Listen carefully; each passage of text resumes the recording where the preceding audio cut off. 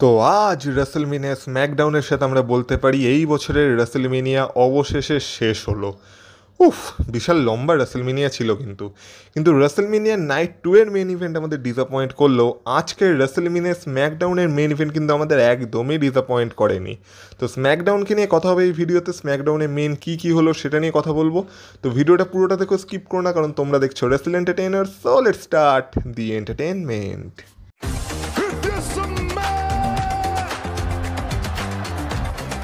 Acknowledge me. Acknowledge me. You there, sitting at home. Acknowledge me. আজকের স্ম্যাকডাউনের শুরুতেই আমরা দেখতে পাই আমাদের never seen 17 time world champion John সিনাকে। আর জন সিনা আজকে কিছু বলতো তার আগেই র্যান্ডি অর্টন এসে তাকে ইন্টারাপ্ট করে দেয়। আর এখানেই স্ম্যাকডাউনের শুরু ব্লকবাস্টার হয়ে গেছিলো।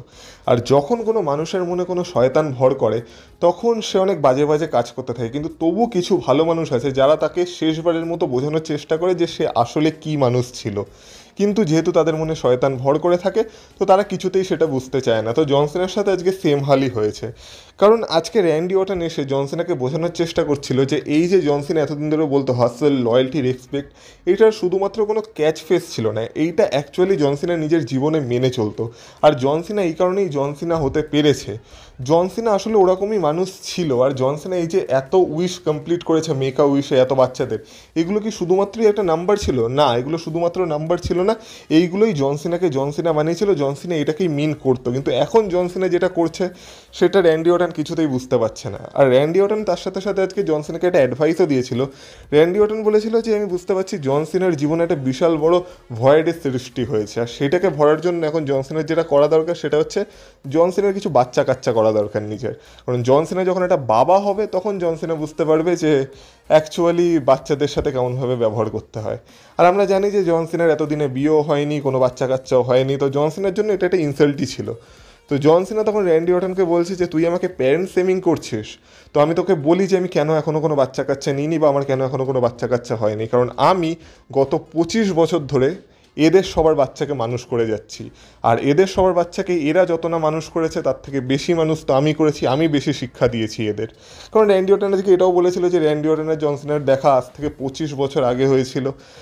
তো র্যান্ডি অর্টন তখন জন সিনাকে আরও বোঝানোর চেষ্টা করে যে এইভাবে চলে না, ডাব্লিউডাব্লিউকে এইভাবে জন সিনার উইন করতে পারে না। তো তখন র্যান্ডি অর্টনকে জন সিনা আবার সেই একই কথা বলে, মানে আজকে তো জন সিনা পুরো অডিয়েন্সকে মানে রোস্ট করছিল, তার মধ্যে একটা অডিয়েন্সের মধ্যে একটা বাচ্চা বসেছিল, সে আর কি জন সিনাকে মিডিল ফিঙ্গার দেখিয়ে দিয়েছিল। তো জন সিনা বলে এই দেখ, এই কারণেই আমি কোনো বাচ্চা কাচ্চা চাই না, একটা 6 বছরের বাচ্চা আমাকে আঙুল দেখাচ্ছে। তো তখন জন সিনা সেই বাচ্চাটাকেও পুরো রোস্ট করে দিয়েছে। জন সিনা তো অন দ্য স্পট রোস্ট করতে ভালোই পারে। তো জন সিনা তারপর র্যান্ডি অর্টনকে এটাও বোঝায় যে অ্যাকচুয়ালি জন সিনা কীভাবে রেসলিংকে উইন করতে চলেছে। জন সিনা বলে দেখ, আমি তো 17 টাইম ওয়ার্ল্ড চ্যাম্পিয়ন হয়ে গেছি, তুইও 14 টাইম ওয়ার্ল্ড চ্যাম্পিয়ন, কিন্তু যখন আমি ডাব্লিউডাব্লিউ থেকে চলে যাব তখন আমি এই যে চ্যাম্পিয়নশিপটা এটাকে আমার সাথে নিয়ে যাব, আর তখন হয়তো এই শোটা আরও চলবে, মানে শোটা তো চলবেই, ডাব্লিউডাব্লিউ আরও কোনো নতুন চ্যাম্পিয়নশিপ নিয়ে আসবে, কিন্তু আমি হলাম লাস্ট রিয়েল চ্যাম্পিয়ন, আর তারপর আবার সব কিছু একটা রিস্টার্ট হবে।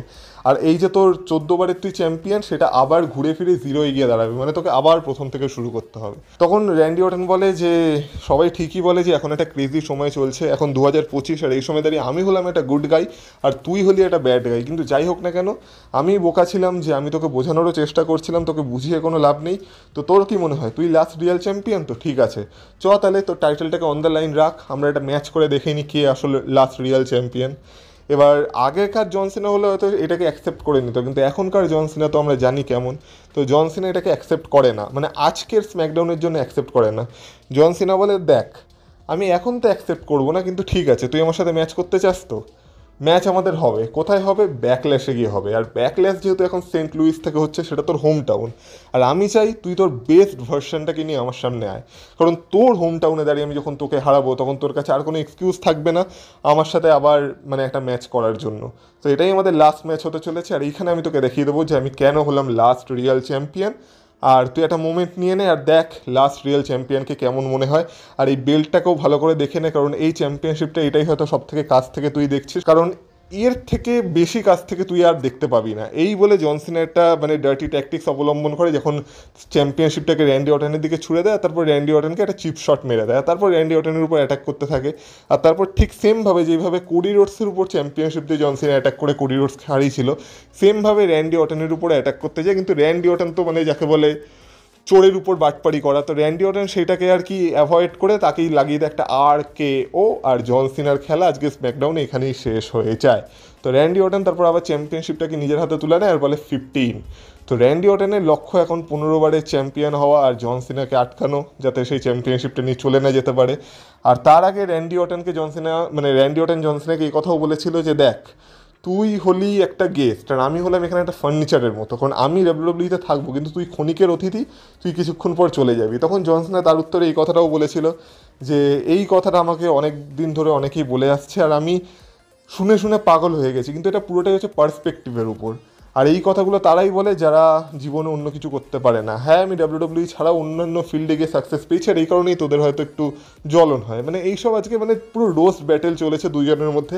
আর জন সিনা আর র্যান্ডি অর্টনকে একসাথে এক রিংয়ে দেখা, এর থেকে ভালো জিনিস আর কী বা হতে পারে। তো স্ম্যাকডাউনের শুরু আজকে ব্লকবাস্টারভাবে হয়ে গেছিল। আর ব্যাকল্যাশের জন্য জন সিনা ভার্সেস র্যান্ডি অর্টনের match for undisputed WWE championship official হয়ে গেছে। তো এই ম্যাচটার জন্য আমি তো আর ওয়েট করতে পারছি না। আর যেহেতু এটা আজকে রাসেলমেনিয়া স্ম্যাকডাউন ছিল, তো কোনো টিম বা কোনো সুপারস্টারের ডেবিউ তো হতেই হতো।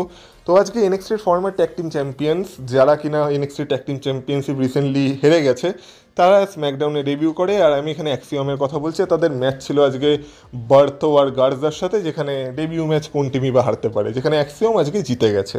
তো তাদের ডেবিউ স্ম্যাকডাউনে ভালোভাবে হয়ে গেছে। তো তারপর আমরা দেখতে পাই আমাদের ডাব্লিউডাব্লিউ ওমেন্স চ্যাম্পিয়ন টিফি টাইম মানে টিফিনি স্ট্র্যাটনকে। আর টিফিনি স্ট্র্যাটন এসে এখানে এটাই বলে যে যখন শার্লেটের সাথে সে মানে ম্যাচে কম্পিট করছিল, তখন তার নিজের উপর একটু ডাউট ছিল যে সে পারবে কিনা, কিন্তু লাস্ট অবধি সে শার্লেটকে হারিয়ে দিয়েছে। শার্লেট হলো one of the greatest of all time, আর তাকে যখন টিফিনি হারিয়ে দিয়েছে, টিফিনির কাছ থেকে চ্যাম্পিয়নশিপটা সহজে কেউ নিতে পারবে না। তখন আমরা দেখতে পাই সেখানে চলে আসে জেড কার্গিল। আর জেড কার্গিল এসে বলে যে দেখ, নাওমির সাথে আমার যা যা বিজনেস হ্যান্ডেল করার ছিল সেটা আমি করে ফেলেছি, নাওমি এখন সরে গেছে, আর তুই বলছিস যে তুই বেস্ট অফ দ্য বেস্টকে হারিয়ে দিয়েছিস, কিন্তু আমি এটা মনে করি না, কারণ তুই এখন আমাকে হারাসনি। তুই যদি সত্যি নিজেকে সেরা মনে করে থাকিস, তুই আমাকে হারিয়ে দেখা। তো টিফিনি বলে ঠিক আছে, চ হারিয়ে দেখাই। তো এই বলে তাদের মধ্যে ম্যাচ শুরু হয়। আর এই ম্যাচের আমি জানতাম কোনো ক্লিন রেজাল্ট তো আসবে না, কারণ এত সহজে জেড কার্গিলকেও ডাব্লিউডাব্লিউ হারাবে না, টিফিনি তো এই এত মানে তাড়াতাড়ি চ্যাম্পিয়নশিপ নিজের কাছ থেকে ছাড়বে না।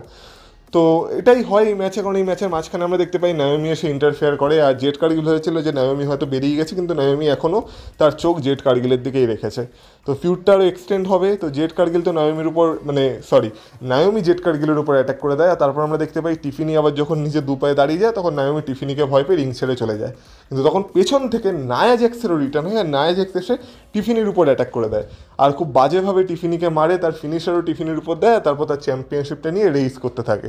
মানে নায়া জ্যাক্সের এখন চোখ টিফিনি স্ট্র্যাটনের উপর আর নাওমির এখন চোখ জেড কার্গিলের উপর। আর এরপর দেখে মনে হচ্ছে টিফিনি স্ট্র্যাটনের নেক্সট চ্যালেঞ্জার হিসেবে নায়া জ্যাক্সি এবার পদার্পণ করতে চলেছে। তো চ্যাম্পিয়নদের কথা যখন হচ্ছেই, তখন আমরা আমাদের new United States champion Jacob ফাটুকেও আজকে দেখতে পাই স্ম্যাকডাউনে, যেখানে তার সাথে ছিল সোলো সিকোয়া। তো ওইখানে জেকব ফাটু চ্যাম্পিয়নশিপ সেলিব্রেশনই ছিল বেসিক্যালি, যেখানে সোলো সিকোয়া আসে।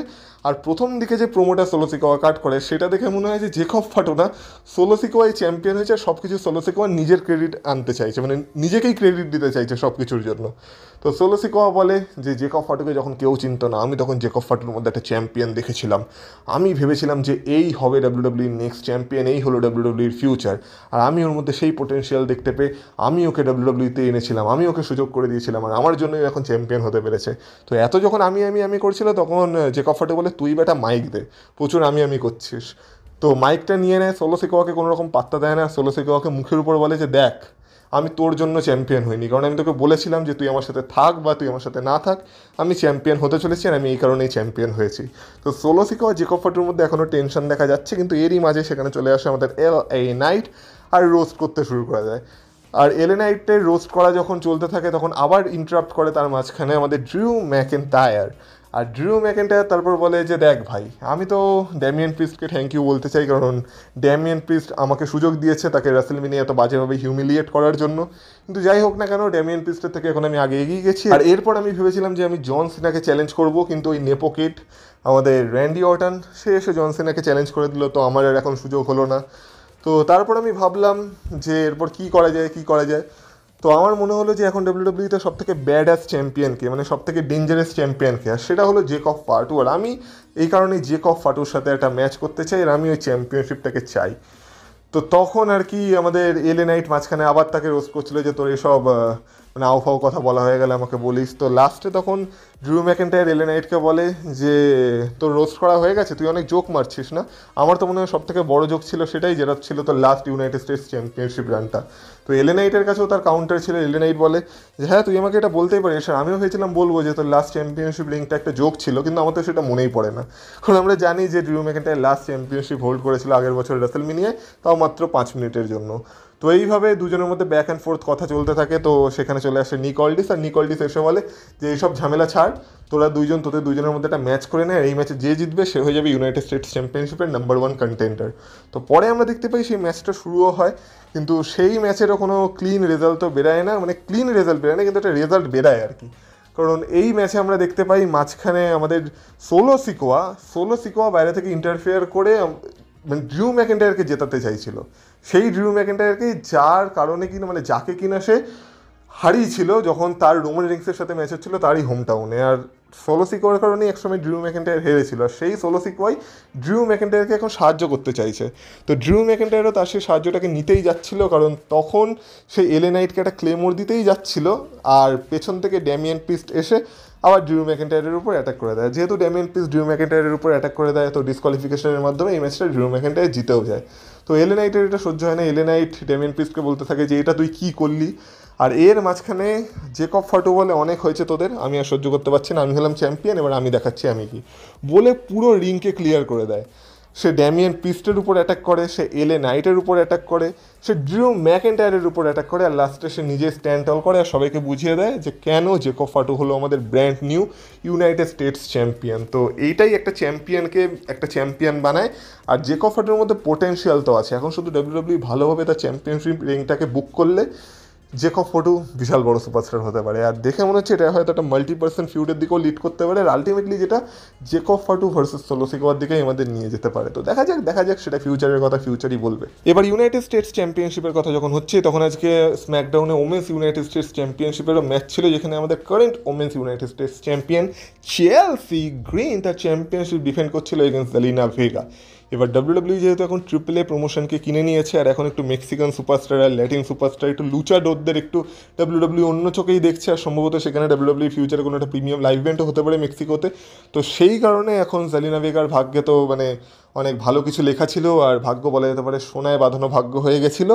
তো আজকে আমরা দেখতে পাই চেলসি গ্রিনকে হারিয়ে Zelina Vega brand new United States চ্যাম্পিয়নও হয়ে যায়, মানে ওমেন্স ইউনাইটেড স্টেটস চ্যাম্পিয়ন হয়ে যায়।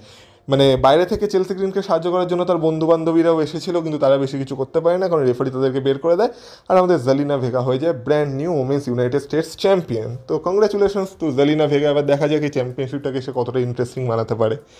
তো যাই হোক না কেন, যখন জেলিনা ভেগার কথা হচ্ছে তখন তার হাজব্যান্ডকে আমরা কীভাবেই বা ভুলতে পারি।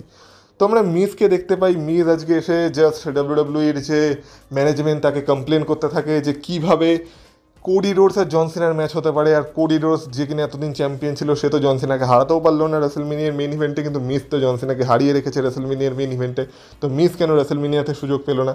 এই সব কথা বলতে বলতেই আমরা দেখতে পাই মানে পুরো অন্ধকার হয়ে যায়, আর তারপর বেজে ওঠে সেই পুরনো অ্যালিস্টার ব্ল্যাকের থিম সং, সেই পুরনো এন্ট্রেন্স, সেই পুরনো অরা, সেই পুরনো ভাইব, মানে সব কিছুই ছিল পুরনো, কিন্তু নতুন আর ফ্রেশ ফিলিংয়ের সাথে অ্যালিস্টার ব্ল্যাক ডাব্লিউডাব্লিউতে আবার তার রিটার্ন করে নেয়। আর হ্যাঁ, ওই অন্ধকার ছাওয়া যেটা এতদিন ডাব্লিউডাব্লিউ মানে ভিনিয়েটা দেখাচ্ছিল ওটা অ্যালিস্টার ব্ল্যাকেরই ছিল। তো কালকে তোমরা অনেকে বলছিল ওটা হোয়াইট সিক্সের কোনো মেম্বার, না হোয়াইট সিক্সের কোনো মেম্বার ছিল না, ওটা অ্যালিস্টার ব্ল্যাকই ছিল। তো আজকে অ্যালিস্টার ব্ল্যাক আবার ডাব্লিউডাব্লিউতে তার রিটার্ন করে, আর তারপর মিস আরও কিছু বলতে যাচ্ছিলো, তখনই মিসকে দিয়ে দেয় একটা ব্ল্যাক মাস্ক, আর মিস পড়ে যায়, আর অ্যালিস্টার ব্ল্যাক বাবু হয়ে বসে পড়ে। তো রতে চলে এসছে রুসেভ, স্ম্যাকডাউনে চলে এসছে অ্যালিস্টার ব্ল্যাক। তো AEWর কপালে হাত। এছাড়া আমরা ব্যাক স্টেজে জন সিনা আর R-Truthকে দেখেছিলাম। আর R-Truth তো জন সিনাকে বলে যে জন সিনা হলো তার চাইল্ডহুড হিরো। তো R-Truth আজকে জন সিনাকে বলছিল যে আমি তোমার ফ্যান, আর যদি তোমার আমাকে কোনো রকমভাবে কোনো দরকার পড়ে তাহলে তুমি আমাকে ডাকতে পারো, এই বলে সে ললিপপ চুষছিল। তো তখন জন সিনা তাকে পাত্তা না দিয়ে চলে যায়, আর সেখানে চলে আসে জিমি উসো। জিমি উসো বলে জন সিনা চেঞ্জ হয়ে গেছে ভাই। তো R-Truth বলে যে না না, জন সিনা চেঞ্জ হয়নি, জন সিনা তো জন সিনাই আছে, আর আমি বড় হয়ে জন সিনার মতনই হতে চাই। তখন জিমি উসো বলে তুই আর কত বড় হবি, তুই অলরেডি বড় হয়ে গেছিস। যাই হোক, এই সেগমেন্টটার পর শুরু হয় আজকে স্ম্যাকডাউনের মেন ইভেন্ট, যেখানে ছিল একটা TLC match for WWE tag team championships, street profits versus DIY versus MCMG, মানে মোটর সিটি মেশিন গানস। আর আমি তোমাদের আগের সপ্তাহে বলেছিলাম এই ম্যাচটা একটা দুর্দান্ত ম্যাচ হতে চলেছে, আর এই ম্যাচটা ঠিক সেইটাই হয়েছে। যেমন বলেছিলাম রেসলমেনিয়া নাইট 2 এর মেন ইভেন্টের থেকে রেসলমেনিয়া স্ম্যাকডাউনের মেন ইভেন্ট আমাদের অনেক বেশি এন্টারটেইন করেছে। এই ম্যাচটা আমি তোমাদের বলে ব্যাখ্যা করতে পারবো না। এই ম্যাচটা একটা ফুল এন্টারটেনমেন্ট প্যাকেজ ছিল। যেহেতু TLC ম্যাচ ছিল, টেবিল, ল্যাডার্স, চেয়ার্স এগুলোতে ইউজ হয়েছে। টেবিলের পর টেবিল ভেঙেছে, চেয়ারের পর চেয়ার দিয়ে শট দেওয়া হয়েছে। এক সময় তো জনি গর্গানো চেয়ারের যে মাথার দিকগুলো সেখানে ফেলার চেষ্টা করেছিল স্ট্রিট প্রফিটসের মেম্বারকে, কিন্তু উল্টে সেই তার উপর পড়েছিল। এছাড়া রিংয়ের মধ্যে অ্যাকশন চলেছে, রিংয়ের বাইরে অ্যাকশন চলেছে। উপর থেকে, মানে ল্যাডারের উপর থেকে ঝুলন্ত অবস্থায় আমাদের অ্যাঞ্জেলো ডকিন্স একটা স্পিয়ার মেরেছিল, সেটাও দেখার মতো ছিল। আর যেমন বললাম টেবিলের পর তো টেবিল ভেঙেইছে। মানে এই ম্যাচে বলা যেতে পারে spot after spot after spot after spot ছিল। মানে কোনো একটা এমন মোমেন্ট নেই যেখানে কিনা তোমরা বোর হবে এই ম্যাচটা দেখে। তো যারা ম্যাচটা দেখো, আমি বলবো আমার কথা শোনার থেকে ম্যাচটা একবার গিয়ে লাইভ দেখো। মানে লাইভ আর কি দেখবে, মানে ম্যাচটা একবার গিয়ে রিপিট দেখো, মজা এসে যাবে, জাস্ট মজা এসে যাবে। কিন্তু লাস্টে আমরা দেখতে পাই যে আমাদের স্ট্রিট প্রফিটস আলটিমেটলি ল্যাডারে চড়ে এইখানে তাদের চ্যাম্পিয়নশিপ পেরে নেয়, আর বলা যেতে পারে কাইন্ড অফ তাদের চ্যাম্পিয়নশিপ রিটেনও করে নেয়। তো ম্যাচটা একটা অসাধারণ 5 স্টার ম্যাচ ছিল, আর স্ট্রিট প্রফিটস ম্যাচটা জিতেও গেছে। তো আমি বলবো উইনারও ঠিকঠাকই ছিল। তো এই ছিল আজকের রেসলমেনিয়া স্ম্যাকডাউন। এবার স্ম্যাকডাউন আমার তো অসাধারণ লেগেছে। জন সিনা আর র্যান্ডি অর্টনের ফিউডের জন্য আমি এক্সাইটেড। TLC ম্যাচটাও অসাধারণ ছিল। অ্যালিস্টার ব্ল্যাকের রিটার্নও হয়ে গেছে। মানে স্ম্যাকডাউনও আজকে ফুল এন্টারটেনমেন্ট আর এন্টারটেনমেন্টই ছিল। তো এরই সাথে আজকে আমার ভিডিওটাও শেষ করা যাক। তো ভিডিওটা ভালো লেগে থাকলে ভিডিওটা তো অবশ্যই একটা লাইক করে দিয়েছো, আর এই চ্যানেলে যদি নতুন হয়ে থাকো তো প্লিজ চ্যানেলটাকে সাবস্ক্রাইব করে দিয়েছো। আর তোমরা যদি আমাকে ইনস্টাগ্রামে ফলো করতে চাও তার লিঙ্ক পেয়ে যাবে এই ভিডিও ডিসক্রিপশন বক্সে। তো সেখান থেকে তোমরা আমাকে ফলো করে আসতে পারো। তাহলে তোমাদের সাথে কথা হবে আবার পরের ভিডিওতে। ততক্ষণ তোমরা ভালো থেকো, টাটা।